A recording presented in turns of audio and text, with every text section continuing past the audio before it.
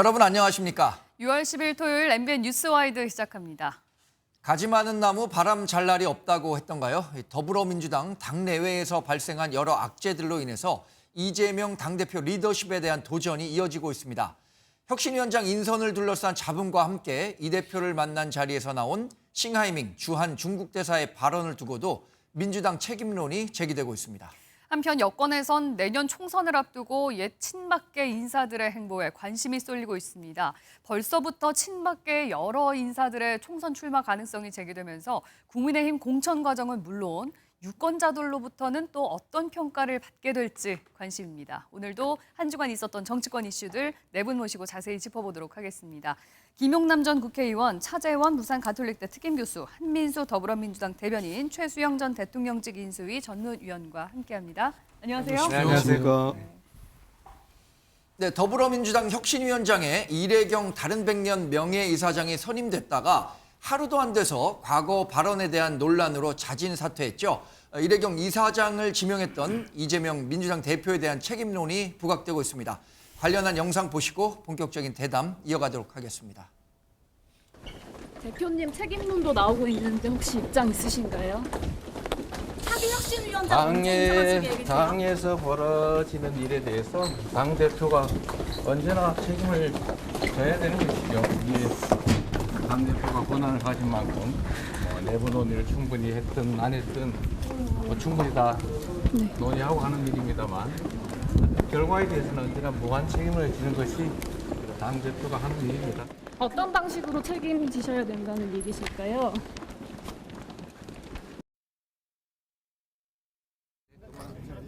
혹시 그 최원일 전 한장께서 좀 대표님 사과와 제가 면담 입장을 요청을 좀 대변인으로서 혹시 한 번만 더 어떻게 고려하고 계신지 좀 여쭤보겠습니다. 우리 대변인께서 충분히 말씀하셨던 것 같습니다.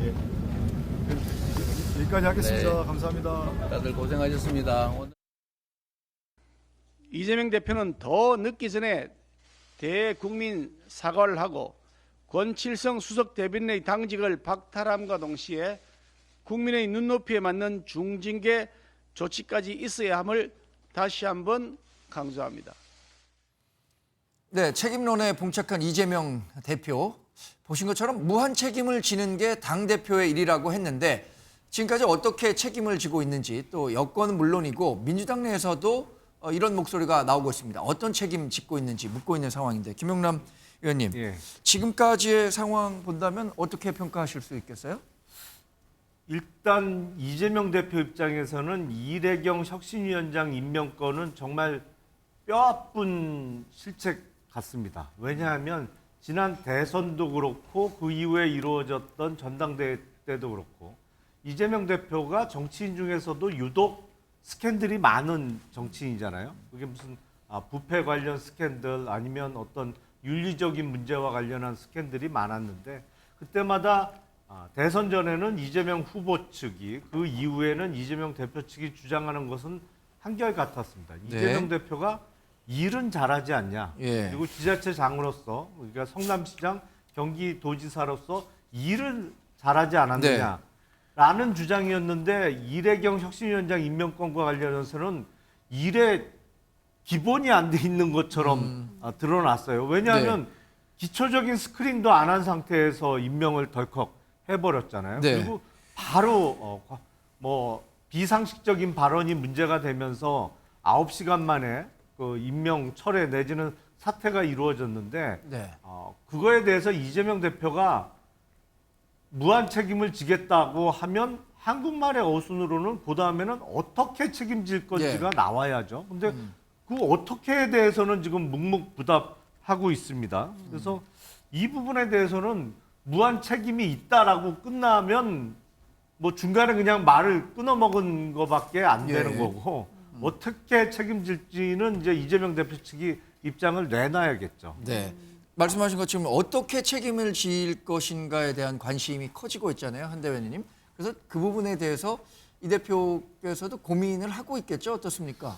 일단은 그 검증 부분이 좀 다소 부족했다는 부분은 뭐 저도 인정을 합니다. 왜냐하면 이제 이분이 뭐 공직에 임명되는 분이나 아니면 뭐 선출직 후보, 국회의원을 나가는 분이 아니기 때문에 아무래도 뭐 혁신위원회라는 게 일정 단기간에 이루어지는 뭐 특이 같은 성격이죠. 그러다 네. 보니까 어떤 검증 부분이 좀 부족했던 것 같고, 다만 이제 대표도 그때 이제 기자들한테 밝혔듯이 이래경 이사장의 천안함 관련된 발언들, 이건 뭐 전혀 보고를 받지 못했기 때문에 네. 그에 대한 심각성을 알았고, 그러니까 뭐 채 9시간 만에 본인의 자진 사퇴 의사를 밝혔고, 그걸 당 지도부, 대표를 비롯한 지도부가 적극 승용을 했습니다. 이제 검증 부분은 그런 것 같고, 이제 당내에서 이제 뭐 사퇴론을 주장하는 분이 뭐 공개적으로 한 분이 계셨는데, 이제 그럴 때는 이제 그 사퇴를 주장하는 쪽의 논리는 그겁니다. 친명이지 않느냐, 이분이 이래경 씨가 친명 프레임이 있고, 그리고 대표가 이걸 단독으로 결정하지 않았느냐, 이런 부분인데요. 대표 말씀하신 대로 당 대표 뭐 그건 여야 어느 당이 마찬가지죠. 당에서 이루어지는 부분들은 뭐 관리 책임도 있을 수 네. 있고 도의적 책임도 있는 거니까 그건 당 대표 책임이라는 표현하신 건 저는 맞다고 봅니다. 하는데 이분 스스로가 이래경 씨가 밝혔듯이 네. 이분은 친명은 아닌 건 분명합니다. 당 대표가 본 적도 없는 사람인 건 맞고요. 예. 관련된 운동을 했다고는 하지만, 그리고 단독으로 결정하지 않았다는 거는 뭐 비명계 출신 최고위원이 방송 나가서 말씀을 네. 하셨으니까 여러 군데로부터 대표가 이재명 대표가 추천을 받아가지고 최고위 회의를 거쳐서 결정을 했습니다. 네. 했고 거기에 대한 이제 대표로서의 말씀을 하신 네. 건데, 현 단계에서는 새로운 혁신이 조만간에 혁신위원회에 발표될 것 같습니다. 하면은 네. 그 혁신위가 제대로 일할 수 있게 하는 거, 그 역할 또한 당 대표의 책임 아닐까 이런 생각입니다. 예. 그 이재명 당대표의 책임론을 두고 이제 여기저기서 사퇴해야 된다 이런 목소리가 나오면서 민주당 내에서는 친명, 비명 간의 갈등으로도 번지고 있는 모습인데요. 관련해서 준비된 영상 보고 계속 얘기 나눠보겠습니다.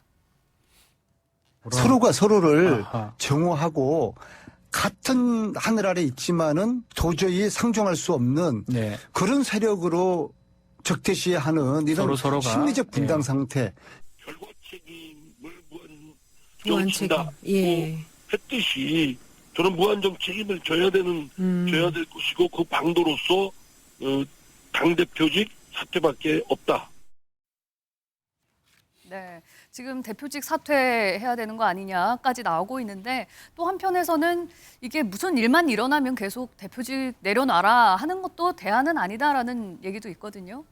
당내에서는 충분히 그렇게 뭐 엇갈릴 수 있겠습니다만은 당 대표가 무한 책임을 지겠다고 했잖아요. 근데 네. 그렇다면 지금 말씀하신 것처럼 다들 무한 책임이라는 거는 그 정말 책임의 깊이를 가늠할 수 없을 정도의 책임을 통감한다는 얘기인데, 저는 이런 식의 사과는 나토식 사과라고 생각합니다. 그러니까 나토식 사과가 뭐냐면 우리가 흔히 하는 얘기로 노 액션 토크 온리. 그러니까 전혀 행동은 뒤따르지 않고 말로만 하는 사과의 영문의 첫 글자를 따가지고 나토식 사과라고 하는데, 지금 이재명 대표가 저 나토식 사과하는 거예요. 그러니까 전혀 본인은 기자들이 물으니까 당대표는 무한 책임을 집니다.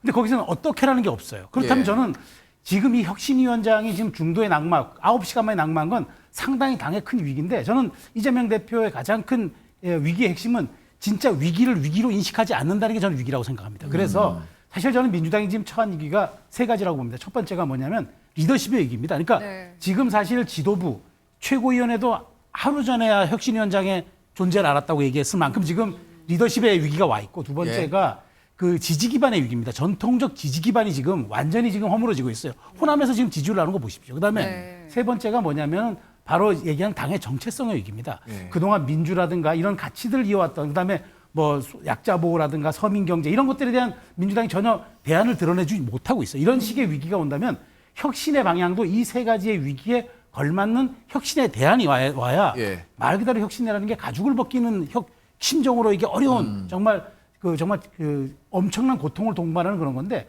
이런 식의 혁신이라면은 이거는 말로만의 혁신인 거고 네. 전혀 말하자면은 행동과 대안이 뒤따르지 않는 혁신. 그럼 저는 이재명 대표가 이런 정말 큰 위기에 봉착했는데도 위기를 위기로 저렇게 인식하지 않는 듯한, 좀 말하자면 가벼운 언행, 그다음에 이것을 그렇게 무겁게 바라보지 않는 인식, 저는 이게 문제라고 생각해서 예. 앞으로 처한 이것을 당의 갈등을 더 어떻게 봉합해낼지, 이게 전 시험대에 들었다고 생각합니다. 이래경 이사장이 사퇴를 했습니다만, 그럼에도 이 분위기가 가라앉지 않고 오히려 이 당대표의 책임론만 계속 커지고 있는 상황. 일단 무한 책임을 지겠다고 했으니까요. 어떤 식으로 행동을 보여줄지, 어떤 해법이 있을까요? 사실 이 그 정치적 위기는 어떻게 보면 정치인한테 진짜 위기일 수도 있지만 또 다른 기회가 될 수도 있는 부분이거든요. 예. 그렇기 때문에 제가 생각했을 때는 이런 정치적 위기를 극복하고 나중에 승리를 쟁취한 사람들의 좀 뭐랄까 행보를 참고할 필요가 있지 않나 생각이 들어요. 예. 이 과거 이런 정치 위기를 이렇게 찬스로 전환시킨 사람들을 보면 일단 문제의 본질을 피하지 않아요. 정면승부를 하는 거죠. 그리고 또 하나 그 정면승부를 할 때 정치적 실리나 정치적 셈법보다는 정치적 명분을 갖고 가요. 네. 또 하나는 상당히 또 역발상을 하죠. 사람들이 저런 생각 못했는데 어떻게 저런 생각을 하지? 네. 이런 생각들을 하는데 제가 봤을 때는 민주당이 지금 위기에 처한 상황이에요. 어떻게 보면 2015년도 당시 민주당 상황과 상당히 닮아 있어요. 예. 그때 당시 문재인 대표가 새정치민주연합의 대표였는데 네. 그때 당시 혁신위를 둘러싸고 상당한 갈등이 있었습니다. 그래서 그때 혁신위 구성에 불만을 품고 뭐 기억하시겠지만 박지원, 안철수, 천정배, 정동영 이런 분들이 다 탈당하면서 상당히 위기에 직면했잖아요. 그럼에도 불구하고 당시 문재인 대표가 김상곤 전 경기도 교육감을 내셔서 혁신위를 발족시키고 네. 거기다 플러스 알파로 뭘 했냐면 본인 스스로가 당대표직을 내려놨어요. 네. 내려놓고 그것뿐만 아니라 더 나아가서는 이 선거대책위원장으로 중도 확장이 가능한 김종인 전 네. 위원장을 모셔왔잖아요. 네. 거기다가 또 뭘 했냐면 결국은 본인이 총선 불출마 선언하고 네. 호남에서 표를 못 얻을 경우에는 내가 정계 은퇴 선언하겠다. 고 하면서 정면 돌파하면서 네. 그때 2016년 총선에서 네. 민주당이 단 한 석이지만 네. 일당이 되었다는 것이죠. 그럼 그것이 정리하면은 상당히 이 문재인 대통령이 2012년 대선 패배를 딛고 2017년 승리를 거머쥐는데 네. 결정적인 굉장히 역할을 많아요, 했다는 지금 거죠. 말씀 주신 그렇다고 게. 한다면 네. 저는 뭐 상당히 이런 기시감이 드는 상황이라고 한다면 네. 저는 이재명 대표 입장에서는 과거 문재인 대표가 했던 그러한 일종의 뭐랄까 행보를 벤치마킹할 필요가 있지 않나 생각이 네. 든다는 겁니다. 그러면 당대표도 내려놓고 총선 출마 불출마 선언에 만약 그것도 아니면 정계 은퇴까지 하겠다 이런 강수를 둬야지만 이 문제는 좀 해법이 필요하면 보인다. 끝까지도 가야 된다고 저는 보는데 문제는 뭐 그렇다고 해서 역사를 똑같이 네. 반복할 필요는 없지만 앞서 제가 말씀드린 대로 정명승부 그리고 정치적 명분, 역발상 이 세 개만 잘 생각하신다면 네. 나름대로 길은 열리지 않을까 생각이 듭니다. 네. 이래경 혁신위원장이 자진 사퇴하기까지 9시간밖에 걸리지 않았는데 그 과정에서 가장 큰 문제가 됐던 건 이제 천안함과 관련한 발언이었죠. 또 권칠승 수석 대변인이 천안함 함장, 최원일 함장에 대해서 한 얘기를 두고도 최원일 전 함장이 강력하게 반발하면서 민주당의 어떤 대책들을 요구하고 면담을 요구하고 있습니다. 어떤 내용들 있는지 관련한 영상 보고 이야기 이어가겠습니다. 공당의 대변인으로서 부적절한 표현을 사용한 것에 대해 천안함 장병과 유족들을 비롯하여 마음의 상처를 받았을 모든 분들에게 깊은 유감의 말씀을 드립니다.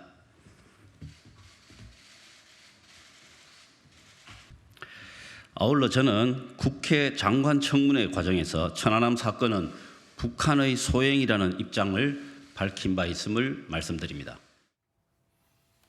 네, 권칠승 수석 대변인의 발언에 대해서 최원일 천안함 전 함장이 상당한 문제의식을 갖고 민주당에 공식적으로 요구를 좀 하고 있죠. 면담을 하고 싶고 민주당이 이 천안함과 관련해서 정확한 입장을 밝혀달라. 또 당원들에 대한 교육도 좀 시켜달라라는 요구사항들을 내놓고 있는데 민주당 입장은 지금 어떻게 정리가 되고 있는지 궁금합니다. 대변인. 이번 이제 이래경 네. 이사장 사태 이제 일이 벌어졌을 때 최원일 전 함장이 이래경 이사장이 과거에 SNS 글에다가 이제 천안함 관련된 글을 쓴 부분이 문제가 되니까 바로 이 부분에 대해 조치를 해달라. 다음이 이제 현충일이니까 그때 이재명 대표를 찾아가서 묻겠습니다. 그랬어요. 빨리 조치를 해라. 그래 조치가 됐지요. 당일날. 왜냐하면 이제 그때 이분의 이제 SNS 글을 통해서 알려지니까 당 대표가 분명하게 얘기를 했습니다. 본인도 그렇고 당도 그렇고 정부의 우리 정부의 공식 조사 발표. 우리 정부의 공식 조사 발표가 뭐겠습니까? 북한에 의한 폭침이라는 거 아니겠습니까? 북한 소행이고 그걸 분명히 입장을 밝혔습니다. 그리고 최원일 전 함장 뭐 얘기를 따른 건 아닙니다만은 그날 당일날 해결이 됐어요. 조치가 됐죠. 네. 사임을 했는데 다음날 현충일날 이제 함장님께서 이제 우리 당 지도부한테 와가지고 항의 말씀을 하신 것 같아요. 하고 그다음 7일날 바로 이제 그 다음 날이죠. 이제 제가 봐도 좀 부적절한 발언을 하셨죠. 권칠승 수석 대변인이 거기에 대해서 이제 공식 사과를 했습니다. 사과하면서 본인이 이제 그 일각에서는 그런 의문점을 제기했어요. 혹시 권칠승 의원이 천안함에 다른 생각을 갖고 있는 거 아니냐 하니까 본인이 밝혔습니다. 네. 장관 청문회 때 나는 북한의 소행이라고 분명히 얘기를 했다. 그 입장은 변함이 없다. 얘기를 한 거죠. 네. 다 밝혔어요. 그러고 난 다음에 8일 날 오후 3시에 다시 최원일 전 함장을 또 만납니다. 네. 만나서 다시 사과를 하는데 최 전 함장님이 그때 이제 부들부들 떨려가지고 권칠승 수석을 때리고 싶었다. 이런 글을 또 띄우셨더라고요. 띄우면서 거기서 다시 이제 몇 가지 항목을 또 이재명 대표 또 다시 입장을 밝혀라. 이런 얘기를 하면서 다음 주 월요일까지 또 입장을 밝혀라. 뭐 이런 상황입니다. 네. 저는 이런 생각을 해봅니다. 뭐냐면 우리 정치권, 저도 이제 정치권에 몸담은 사람으로서 천안함 이 불행한 사건 이후에 생존 장병들 네. 이런 부분들의 어떤 아픔, 트라우마 이런 것들을 우리 사회가 또 이제 우리는 정치권에서 조금 더 적극적으로 보듬는 그런 작업들, 보듬는 일들이 좀 부족하지 않았나 이런 걸 뒤돌아보게 됩니다. 네. 사실 우리나라의 이 정치 진영 갈등 가운데 가장 큰 반목이 있는 부분이 천안함과 관련한 얘기인 것 같기도 해요. 그래서 과거 문재인 전 대통령이 대통령 재임 시절이죠. 천안함 기념식에 참석해서 민평기 상사 천안함 폭침으로 전사한 분인데 그분의 어머님으로부터 이런 질문을 받기도 했었습니다. 관련한 영상 저희가 준비했는데 보고 이야기 이어가겠습니다.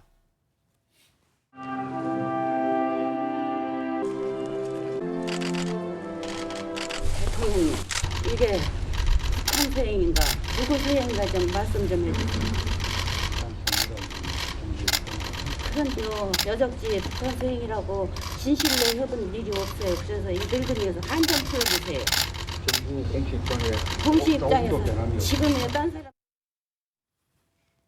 네, 당시 문재인 대통령도 북한 소행이고 정부의 어떤 입장에 변함이 없다라고 얘기를 했는데 여전히 이 천안함과 관련해서는 과거 이렇게 문재인 전 대통령도 얘기를 했음에도 불구하고 일부 지지자들은 그거에 대해서 좀 믿지 않는 사람들도 있는 것 같고요. 이게 그 권칠승 의원의 사례와 비교되는 사례가 있어요. 네. 김재원 최고위원이 5.18 관련 발언을 했죠. 예. 그 이후에 김재원 최고위원도 광주를 찾아서 사과도 하고 했습니다. 하지만 국민의힘은 김재원 최고위원에 대해서 당원권 정지 1년이라는 중징계를 내렸어요. 네. 지금 사과는 했다고 하지만 권칠승 의원은 지금 더불어민주당의 수석 대변인직을 아직도 갖고 있어요. 예. 그 외에 어떠한 조치가 없는 겁니다. 적어도 그 발언, 사실은 천안함과 관련해서 권칠승 의원이 한 말은 그야말로 막말이거든요.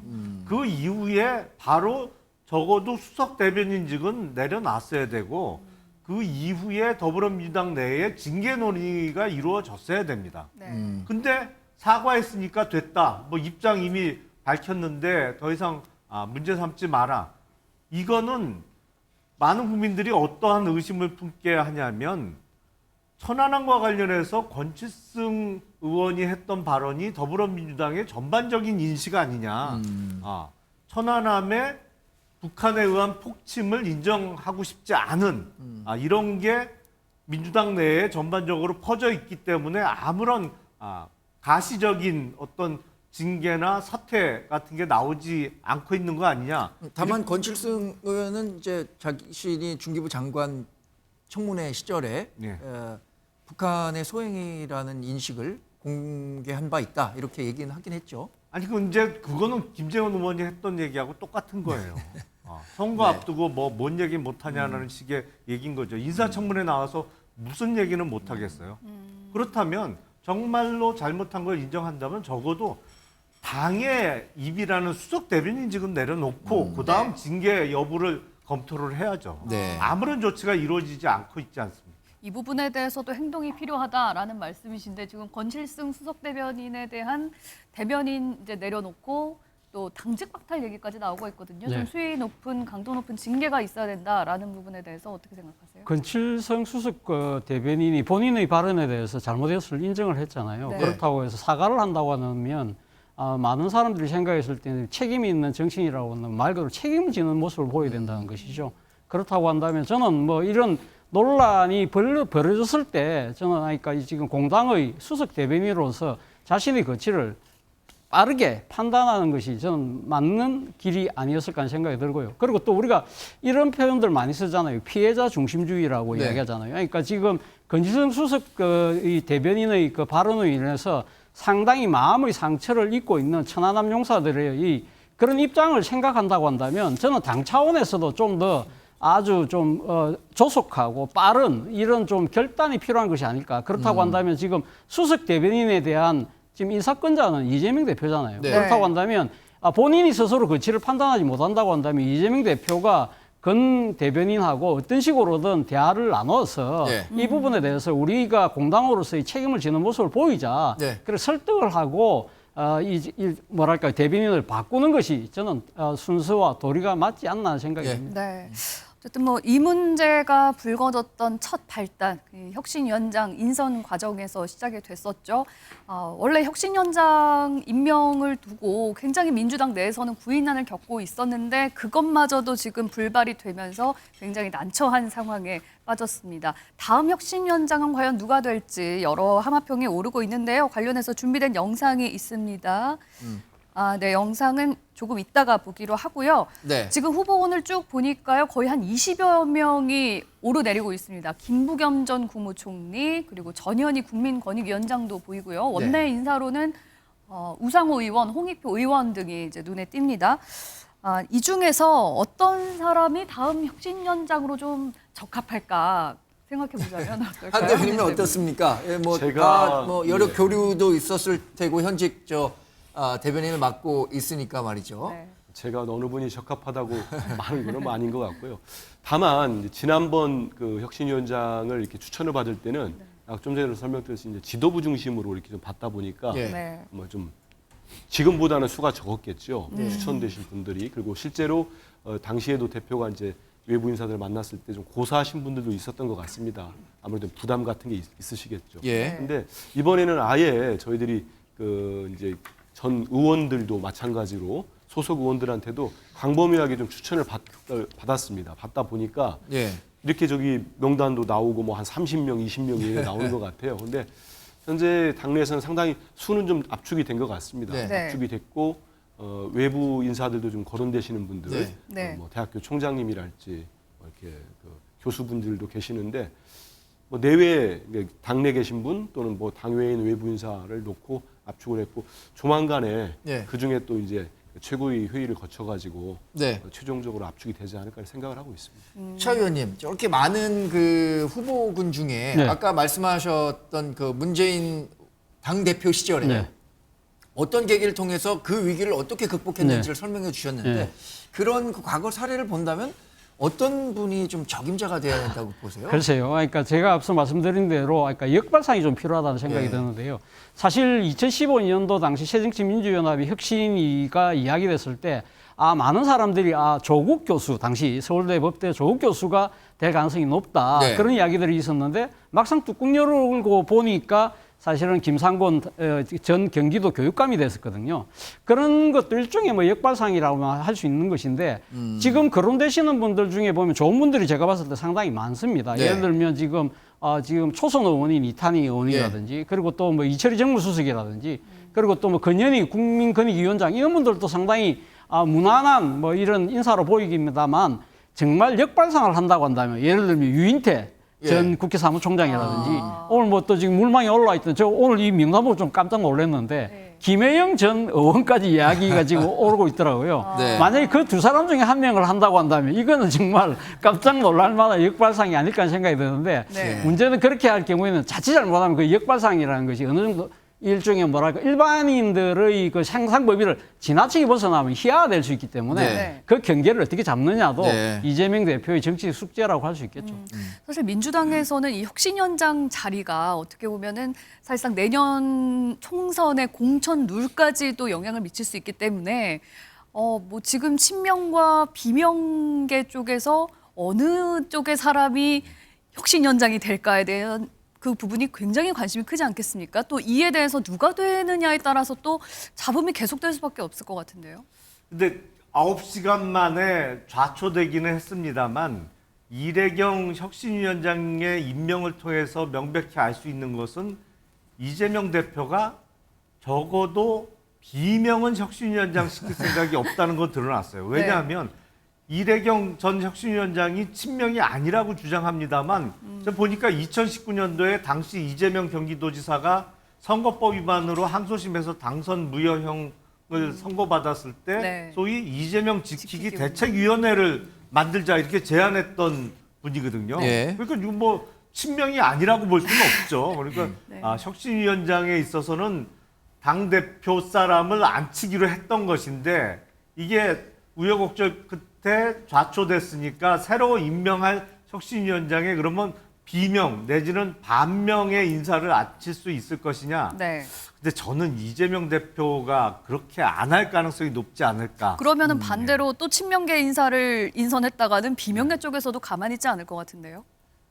근데 지금 왜냐하면 이재명 대표의 고민은 그런 거예요. 그러니까 이재명 대표에 대한 당내 비판 같은 게 수위가 점점 올라가고 있기 때문에 자칫 잘못 혁신위원장에 비명 내지는 반명 인사가 앉았다가는 세가 더 커질 것을 걱정할 수 있을 것 같거든요. 그래서 본인을 향한 공격이 더 거세질 수 있을 가능성이 있기 때문에 글쎄 만약에 정말 반명으로 일컬어지는 사람을 혁신위원장에 앉혀놓는다. 그러면 방금 말씀하신 대로 역발상이라고 뭐 이게 이제 본인에 대한 어떤 기득권을 내려놓는 작업으로 국민께 보일 수 있겠습니다만 그렇게 과감한 조치가 가능할까? 그리고 자칫 잘못하면 친명의 소위 단일 대우가 깨질 수 있기 때문에 그렇게까지 할 수 있을까 싶습니다. 결국에는 뭐 그 이재명 당대표가 자신이 당대표로서 무한 책임을 지겠다고 했으니까 다음 혁신위원장에